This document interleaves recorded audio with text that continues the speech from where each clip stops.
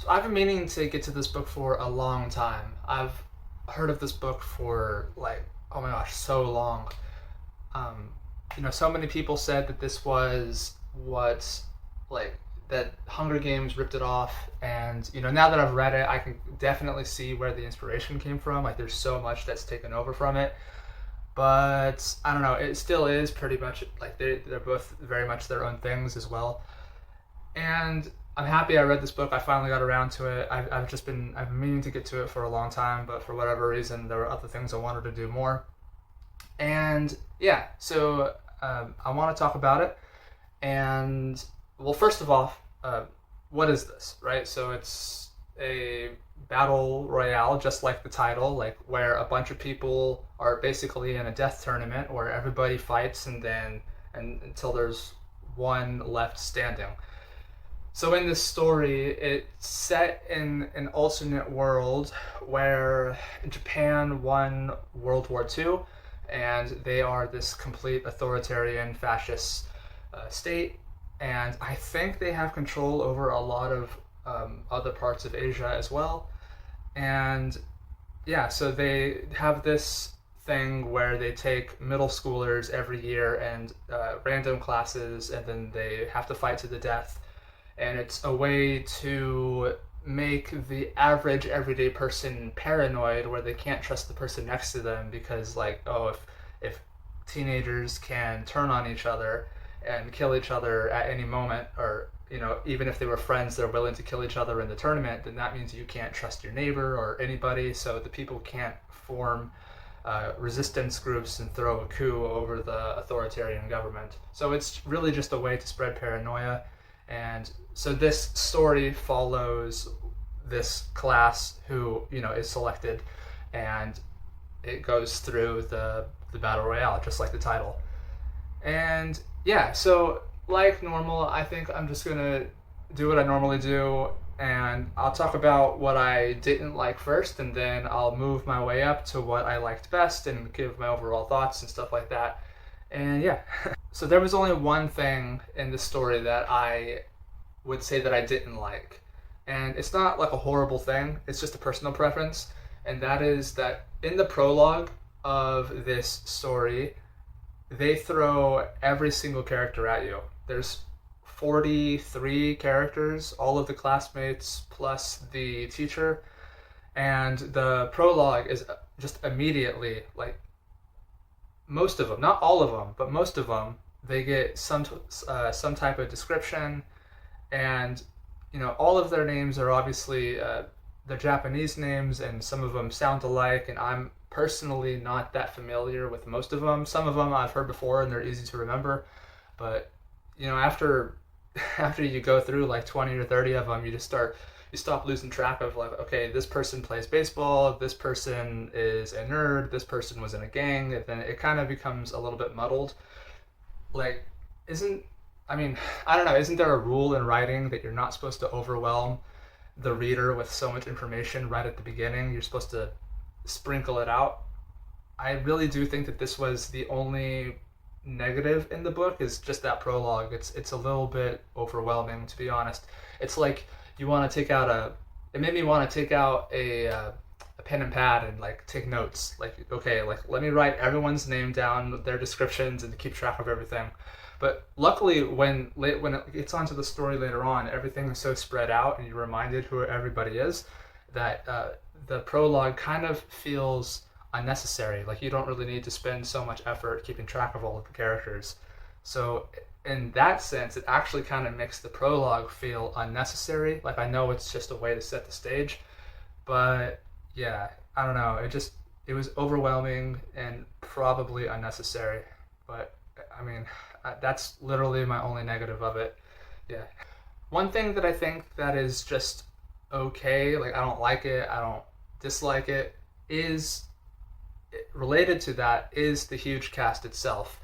Because there's essentially 43-ish characters, you can't give depth to them all. Some of them, straight out the gate, they're either killed off or you don't learn much about many of them.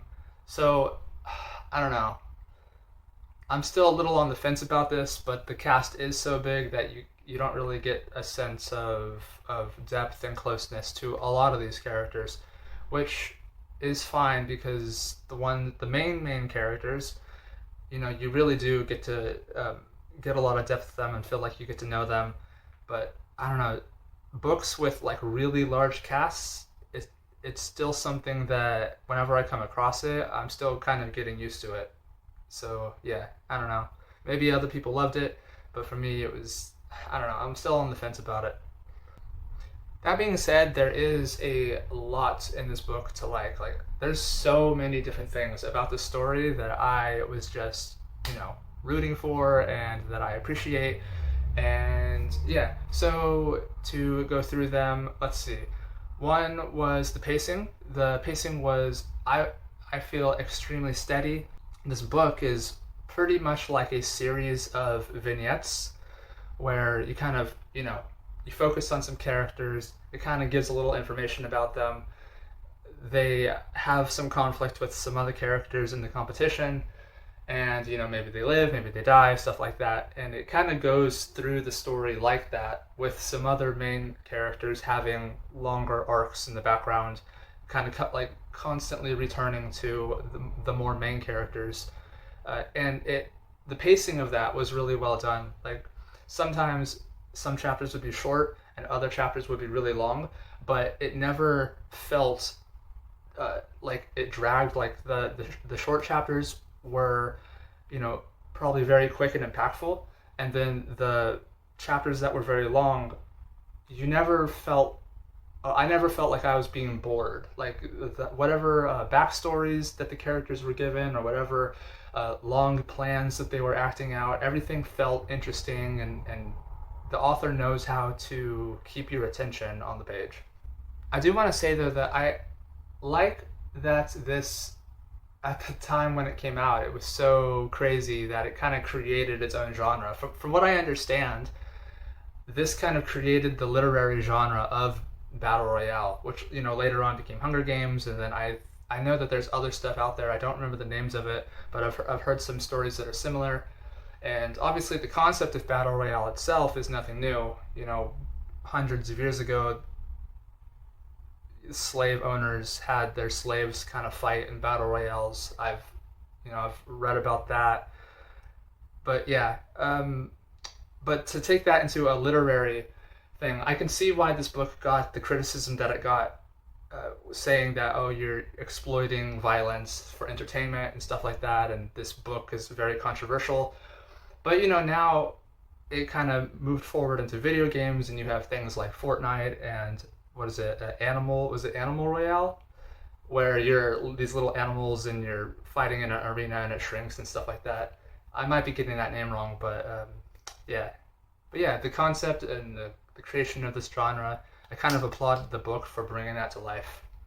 The world itself in this book is also something that's brought to life very well. The world building feels believable, the way that it describes what's going on across the ocean in America, and the rules and how society functions and how the population behaves. All of that felt like it was believable. And let's see. There is one little criticism that I have, and I could be totally wrong about this, but there's a character and they listen to rock music from America, and some of those are songs that actually exist. But it kind of got me thinking that if Japan won World War II, then America might have gone in a different direction, and some of those artists probably wouldn't have wrote those songs. Like, a lot of the classic rock songs that we have from the, 70s or 60s or whatever, maybe those songs would have never existed because just like social politics and all that, the world stage would have been different. So those, singers and songwriters probably would have talked about separate issues and ended up writing completely different songs. So some of the songs that are name dropped, I was wondering, like, I don't know if that song would actually exist in this timeline, but it's kind of one of those things that I'm not really sure about, but it was a note that I made and I wanted to mention it. Another thing that I liked is that this really is a good think piece for how you don't really know the people around you. Like whenever you're in a classroom, and you have 30 or 40 other people around you, you got no idea who these people are. You might talk to them about homework and stuff like that, but some people are poor, some people are rich, some people are kind, other people are heartless sociopaths, some people might become monsters under pressure, some people are empathetic and want to save everybody. You really don't know who's around you and who the people you interact with, and especially when they're put into high stress situations, they might completely change to have different personalities. So I mean, this was making me reflect, just really simply about, I'm taking some classes right now, and I was just thinking about my own classmates and who are they? Like, I see them 3 times a week, but I don't know anything about them, and stuff like that. So it was just an interesting thing to think about. Let's see, some other things that I liked. I liked that the story was consistently so high stakes. It felt like, after all, this is a thriller, and it very much succeeds at feeling thrilling. So, it's very dystopian. It just feels like you're stuck in this claustrophobic nightmare, and you're wondering how it's going to all end. That being said, even with all of the doom and gloom, a lot of these teenagers, they are teenagers, they're like 15 years old. So even in this time of death, they still have teenager thoughts. Some of them, without getting into any specifics, they're very melodramatic, like, this isn't really a spoiler, but like if you're a teenager and you're about to die, you might just think about like, oh, I never got to talk to my crush, or I'm never gonna be able to tell this girl that I like her, or whatever like that. So there's a lot of teenage, just teenage stuff. And I like that. I like that it kind of stayed true. You didn't try to make these teenagers feel like they were adults or something like that, just to maybe pander to like a young adult audience or something like that. They felt like teenagers. Some of them were smart, some of them were out of their minds, some of them were just, maybe they were crying and wanted to just be with their parents, and stuff like that. So I thought that was very well done. Also, the ending. I won't say anything about the ending, but I liked it. I think that I didn't have any issues with it. It wasn't I don't think it was like some crazy mind-blowing twist, but it also wasn't like anything, no notes. It was just a good ending, Closed the book, and I was just like, not bad. Like, I liked it. Okay, so there's some stuff in this book that I really liked. Like, one of those is the shifting POVs. That helped so much with just really getting to know these characters. You basically get into the head of pretty much everybody at least once. And gosh, after I finished the book, was it 2 days ago, I watched the movie, and the movie is just lacking so much of that internal monologue and all that. Obviously, that's why books are so great. The books just really bring these characters to life.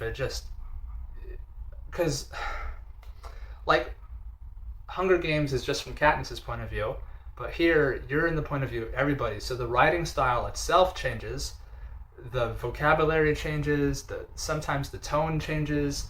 Yeah, it's just great. It really, really helps just set the mood.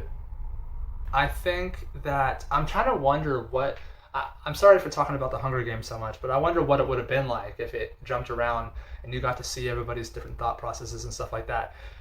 Shifting POVs in a story like this works perfectly, because then you get to see so much more of what's happening around the battlefield, not just from one isolated point of view. So I really appreciated that. Also, without spoilers, Shogo, right? Shogo is just a standout character.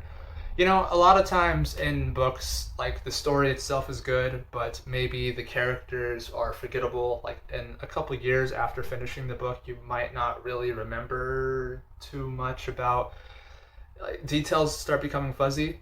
I feel like in a couple years, I might not remember everything that happens in this book, but I'm definitely going to remember Shogo. He's just one of those characters that, I don't know, he's like a little lighthouse in the dark. Like he just had so much going for him, and yeah, he's very memorable. He's kind of like if you've ever read Six of Crows, he's very much like Kaz.